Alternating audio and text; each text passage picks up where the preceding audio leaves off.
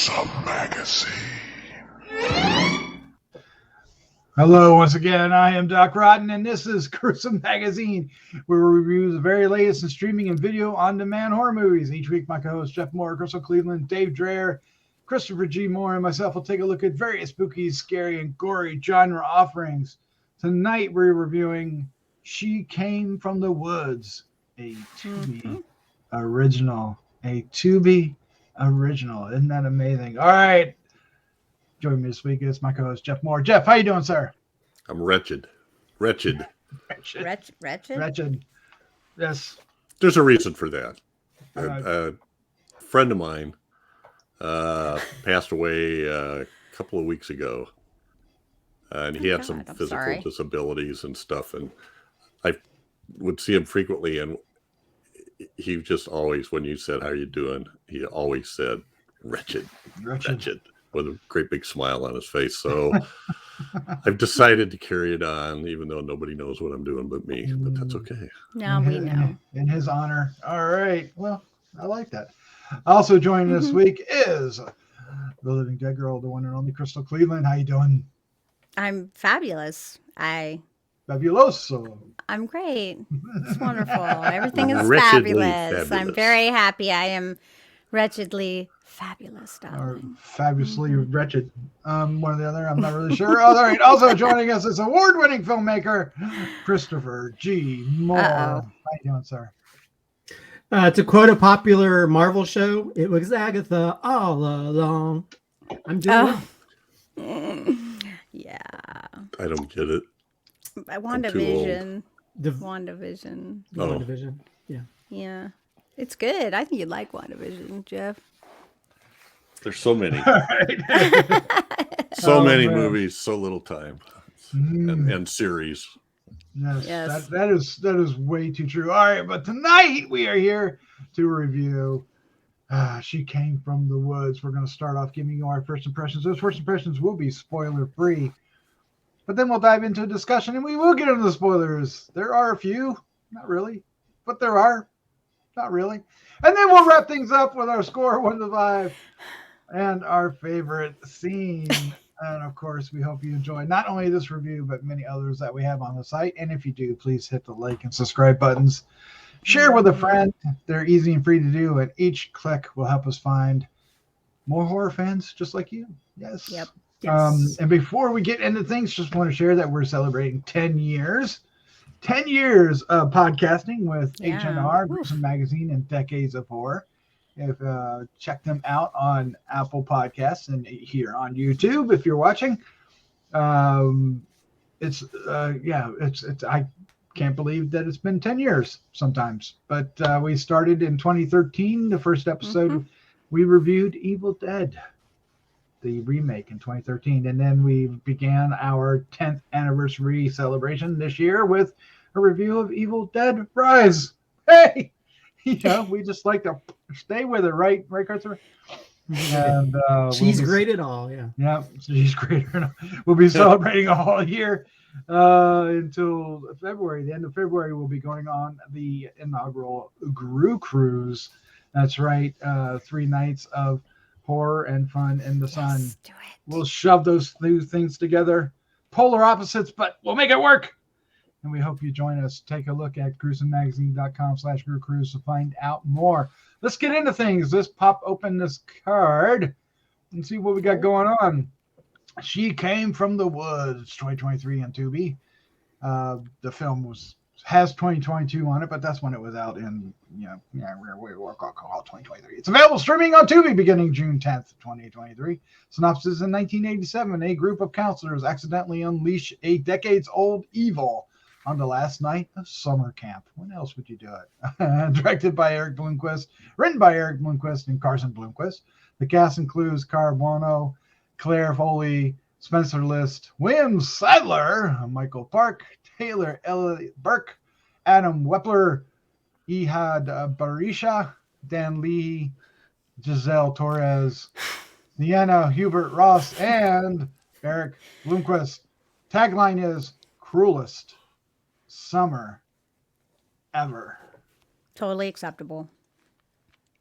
All right, let's find out What our first impressions were. Jeff Mohr, sir. Ooh, Jeff. You have been selected to be first. What is your first impression of She Came from the Woods? Well, it surprised me. I like this quite a bit, actually.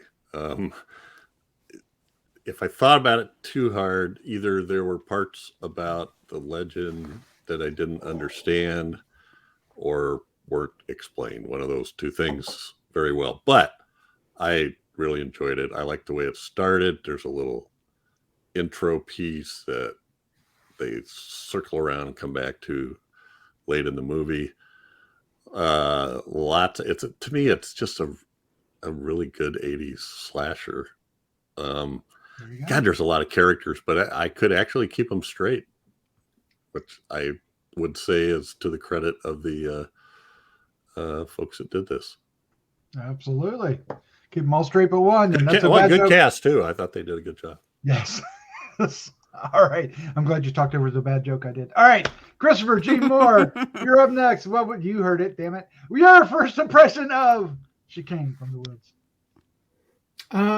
This is actually an adaptation of the guy's short film of the same name.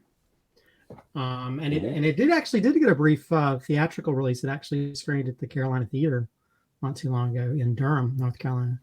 I thought they did a really pretty good job on, doing those kind of,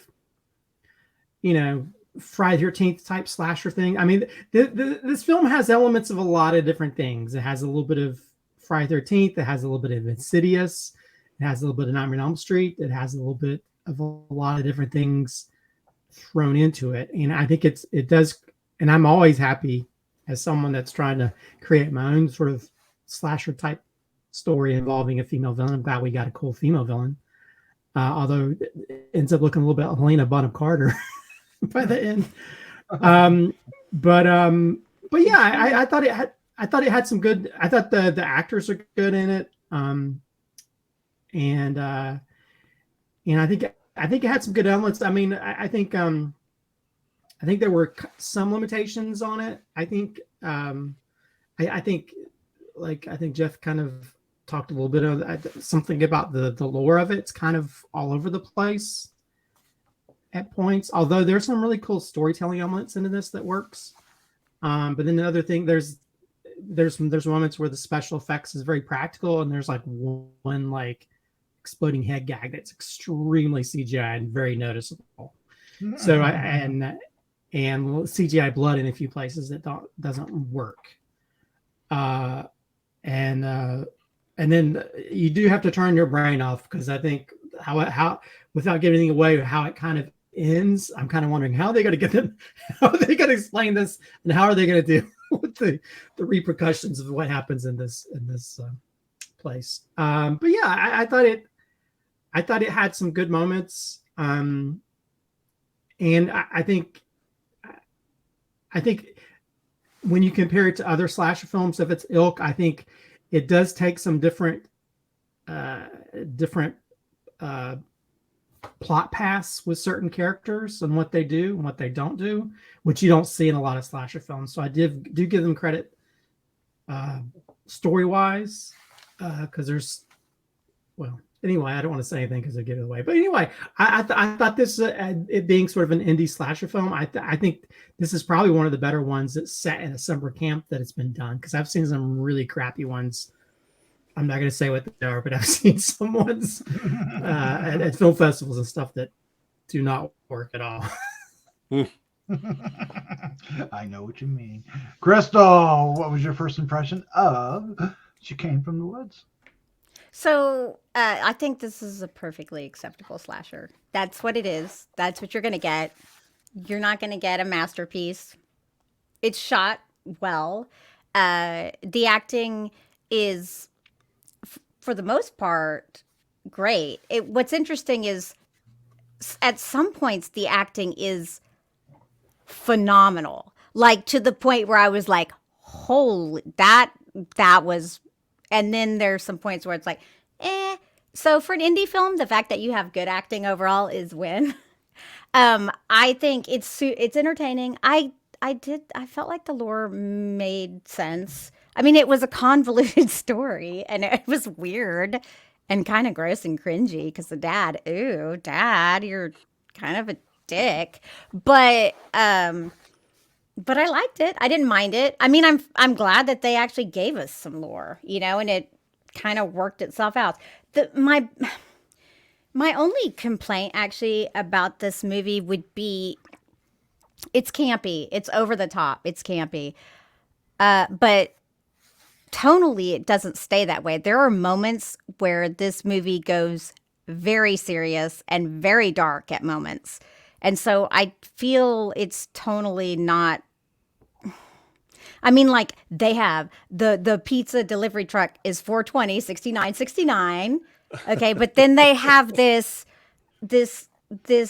homoerotic scene where this one character is gonna kill another character, and it is so serious and intense. And I feel like is he gay? Is he this? It's like I'm going through all these emotions. I'm like, oh my God, it's so serious. So it does kind of go up and down there.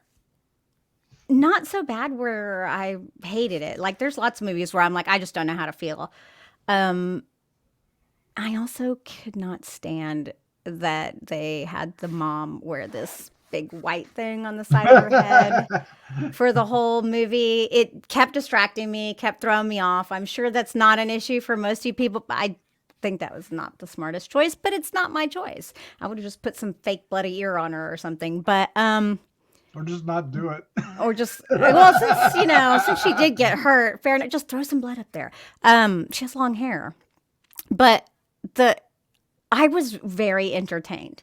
So I pointed out some negative things, but that's only because there's negatives. But I was entertained.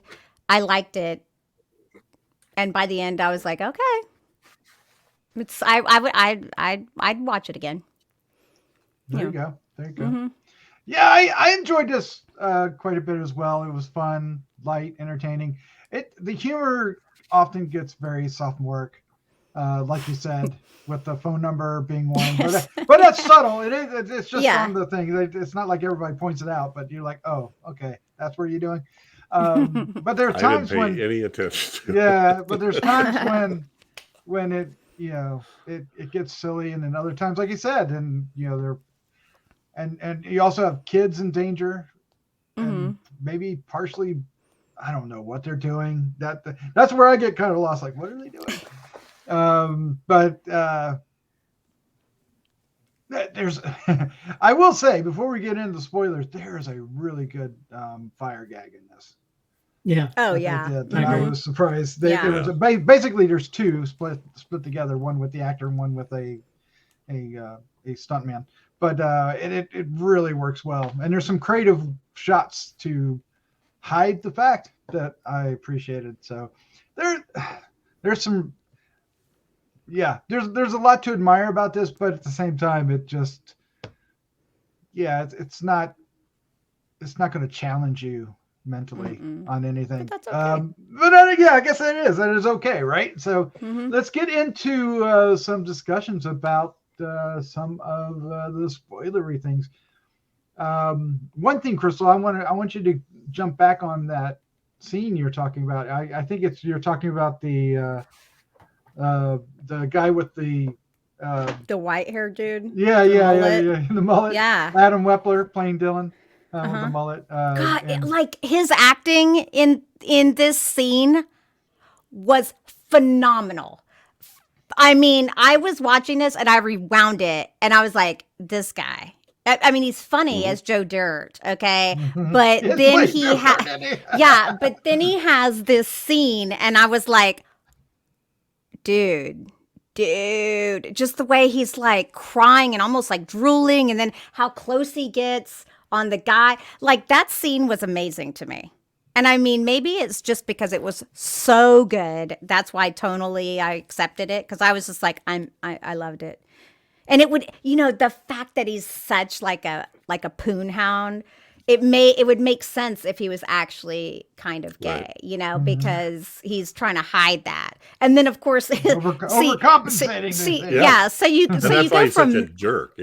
Yeah. so you go from that though to his death scene where he's like and I'm like, Jesus, okay, that was the tonal shift for me. I was like, are they playing when he's in his dying throes, he's grabbing her tit?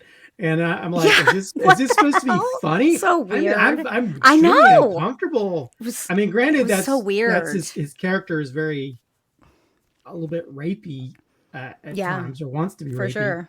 And and so that makes sense for his character. But then I don't know, the way it was done. It was so long. You know what I mean? It was maybe that's like, just meant to make you feel awkward. Grabbing my boob a little bit. If I was a girl, I'd be like, stop. But she just sitting there like, what is he doing?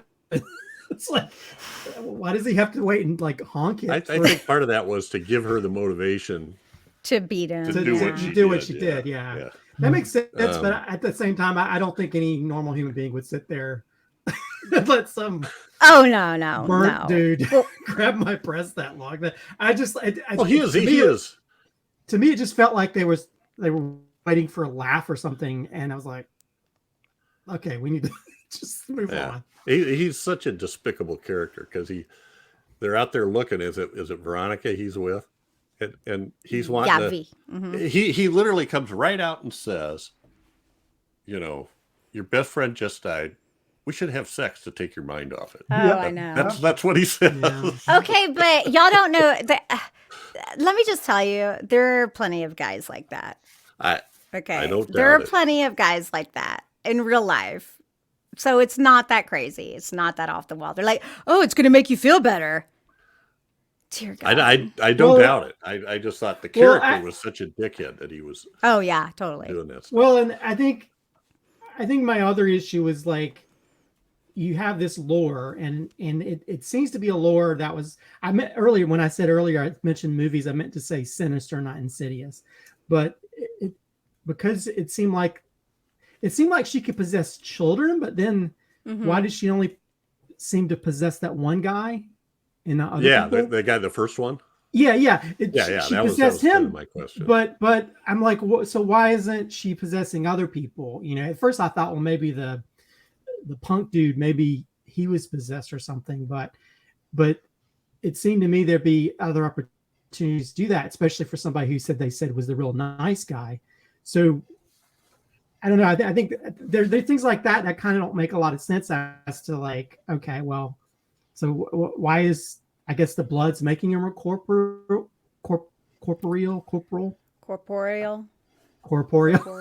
Yeah, no, it's okay. So yeah, there's little things like that, kind of, you know, if you try to look at the logic of it, doesn't make a lot of sense. But see, now I'm thinking about that. When I kind of wasn't, I guess I just let that go because there's so much. I tried. Right. I wasn't really. Yeah, and I tried to.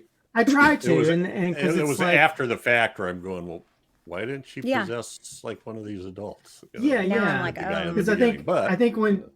Yeah, so because at first I thought, well, maybe it seems to be easily possessed of children.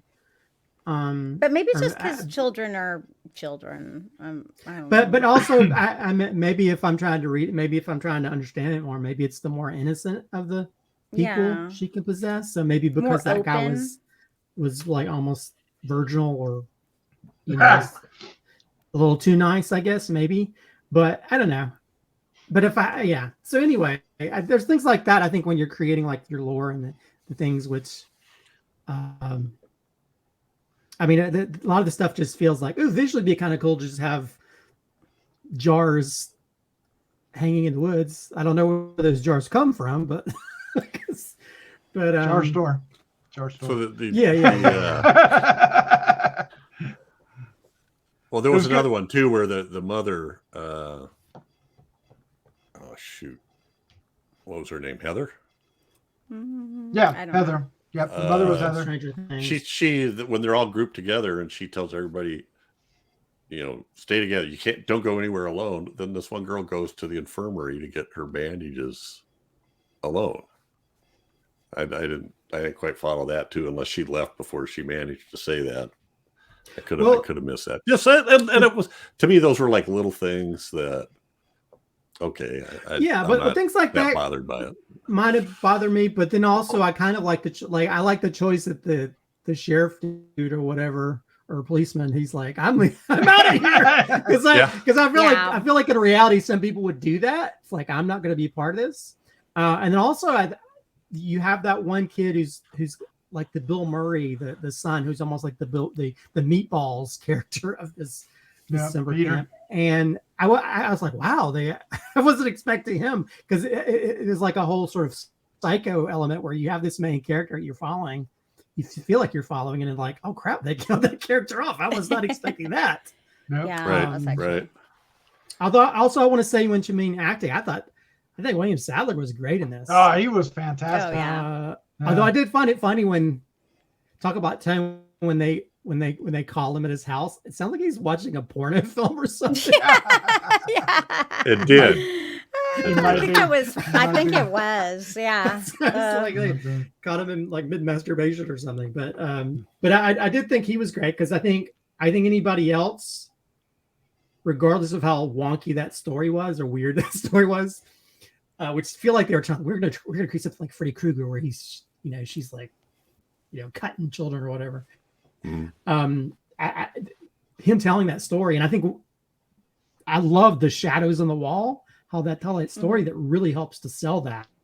And I've never seen that on an indie level where they can really recreate that and make it believable to where you're like, okay, even that's a wacky story, I'm in on it. I'm enjoying it. Mm-hmm. So you guys mentioned William Sadler, but Cara Buono is Mrs. Wheeler in Stranger Things. Yeah. That's Christopher mentioned that. Okay. I guess I missed that. Sorry. Well, he didn't. No, he didn't mention the character though. So. Well, and the director. We've done a couple of the director's movies before. Yes, we have. Night at Eagle Inn and 10 Minutes to Midnight. I loved Night at Eagle Inn. Let me tell you, I think this director. Well, you loved 10 Minutes to Midnight too. So. I think this director is fucking phenomenal at directing actors. Like phenomenal. I cannot say it enough. Like, I would love for him to direct me, because I think he gets the best performances. Like, there's some I watch and I'm like, oh my God, like Caroline and that. And then remember the brother and sister in the night, whatever, the other one. I'm sorry, I can't remember the name. Yeah. Phenomenal. Like, he is chef's kiss. I'm just saying, like, if as an actor, someone should be begging to work with him, because there's so many directors that they're not acting directors, but this guy is. Well, and I think we've all seen enough of these sort of summer camp type slashers, and this is one of the few that actually the acting is probably one of the best of all of the summer camp movies in that genre. I would say, that aren't like, Friday the 13th or something, but even some of those, the acting can be a little bit off. And I think for this to be on the indie level with a lot of, you have your few, like the lady from Stranger Things or William Sadler, but a lot of the unknowns, I think, do a really great job of selling it. And from the cop who comes in, well, the initial cop, the secondary cop. The second cop. Backstreet Boys is great. Yeah. The second cop is funny though. The second cop probably, But the cop, just all the individual people. I mean, the girlfriend really steps up a lot throughout, or even her gay brother. Oh yes. Yeah. And again, they, with his character, they kind of, because you automatically assume things are, but again, you should always know from any kind of property, if you don't see a body. Yep. Yeah. They left it open. But I think all of them, they seem very believable, because I think a lot of these, because I think especially in the indie genre, it's very easy to make these type of films. You just find somebody who has a camp and you rent it out, and there's a lot of bad acting in a lot of these type of films, and this is one of the few that actually stands out acting wise. And he directed kids. The director Erik Bloomquist, he's Danny. He's the guy that first gets possessed. And does, is he? Yeah, that's Dear the director. God, I had no idea. Well, and he works with Adam Weppler a lot. There's a movie they did called Long Lost. That's basically wild. three actors in a story, and he's one of them, and it's fantastic. I would recommend watching that film as well. They work together. He's been in Adam Weppler's been in most of his films, so he plays wacky parts in each one. He gets wackier and wackier. Oh, he's good. And this one is That's quite because wacky. when you find people that you work well with, you just keep working with them. Yeah. It's a good thing. Yeah. Wow. So, but he does attract good talent. I mean, William Sadler and Cara Buono, and Caroline Williams before. So good stuff. Good stuff. All right, let's go ahead. That's how you spell it. That's how you do it. All right, let's go ahead and wrap this up. Let's give a score 1 to 5 and our favorite scene. Jeff Mohr, sir, you are up first. Well, it seems like lately I've been given the high scores again. You can do that. So you can do it. So Yeah. I'm not. I've said right. that before on here. I'm not a big slasher fan, but I really enjoyed this. It's like Crystal said. There's some faults, but it's very enjoyable. I'm waffling. I got give you a phone number to call. 3.75. 3.75. Okay. Yeah. And favorite scene. I'm gonna take at the end when the second cop shows up. I was just dying when that guy showed up. Are you guys okay? They're like there's like blood dripping off them. You guys aren't hurt, are you? So, anyway, I'm sorry. Why are you sorry? It's your time to enjoyed shine. it. Oh, I didn't mean to recreate the scene. I just recreated by Jeff Mohr. Wasn't that great what the guy said? Christopher, what was your score 1 to 5 in your favorite scene? Oh, and one more thing, I did like the meta joke about like because of Friday 13th, one of the Friday 13th, they decide to dispatch. Oh yes, yes, and they mention it. They just full on got. No. Maybe we should just can't do that. Yeah, just chop them up throw first. some rocks and throw it in the middle of the water. Like, maybe we should chop them up first. No, we can't do that. Yeah. So I love that aspect. I love. I'll give it a 3.25. I think it's a very competent slasher film that's set in a summer camp. I think it's one of the better ones, just primarily because of the actors, and of course, it has an interesting villain as well. As for favorite scene, I don't know. I think I mentioned earlier. I kind of like him telling the story, and it's acted out with shadow on the wall. I just really enjoyed the storytelling aspect of it and the visual aspect of it. That you don't see that kind of level of artistry, I think, in a lot of indie films. And I really appreciated that because it kind of separates it. Because I think most of these things, like even Friday 13th films or whatever, they'll just sit there and just talk about the fire and they won't show any kind of visual representation of it. So I like that they really took a chance and did something different than what we normally see, especially on the indie scene. What was the score again? 4.25 or 3.25. Sorry. 3.25. Yeah, right. 3.25. Yeah, sorry, right. I was like 4. You just bump that thing up, right? Crystal, what's your score and favorite scene? 3.75. I almost want to give it a 4. I really did. Nice. Yeah, That's only what I was because waffling on. Yeah, only because like there's some parts I really, really, really liked. I just feel like it was missing something for me, and it was just 3.75 is solid. That's what I feel. And my favorite scene, dear God, Dennis and the cigarette. Jesus, that kid is so cute. Okay, I love this little boy, and then him with the cigarette. I was like, yeah. Got you. That was so funny. We do that every movie. That was Chekhov's cigarette. Yeah. There you go. So cute. I wrote down 3.75 as well. That's what I gave it. I was like, do I want to give it a 4. Yeah. I'm in the same boat, but 3.75. Favorite scene. I'm going to go for one. I mean, the fire gag is what I want to choose, but I'm going to go for one for that's a little more subtle, and that's when I don't know if okay, so I'm a little confused about this character, whether he was a brother or a stepfather or a father, but there's one guy that's driving the kids home.